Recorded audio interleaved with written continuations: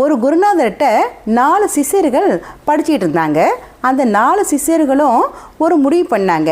என்ன முடிவு பண்ணாங்கன்னா, நம்ம 4 பேருமே 7 நாள் மௌனம் கடைப்பிடிக்கணும், அதாவது பேசக்கூடாது, மௌன விரதமாக இருக்கணும்னு சொல்லி முடிவு பண்ணுறாங்க. என்ன பண்ணுறாங்க, இப்போ மௌனம் கடைப்பிடிக்க போகிறாங்க. முதல் 2 நாள் என்னாச்சு, அவங்க நினச்சாப்புலே மௌனமாக அமைதியாக இருந்துட்டாங்க, யாரும் பேசிக்கவே இல்லை. 3ஆம் நாள் என்னாச்சுன்னா, அவங்க நினச்சது நடக்கலை. என்னாச்சுன்னா 3ஆம் நாள் நைட்டு 4 பேர் வந்து அவங்கவுங்க இருக்கையில் படுத்துட்டாங்க.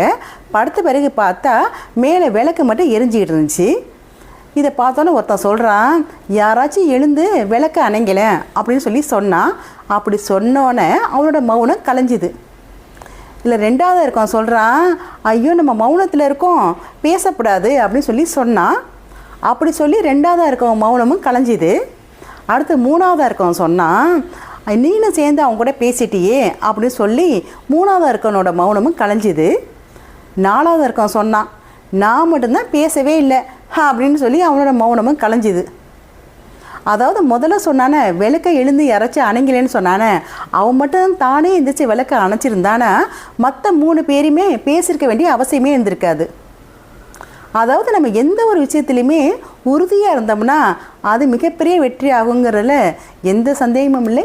வாழ்த்துக்கள்.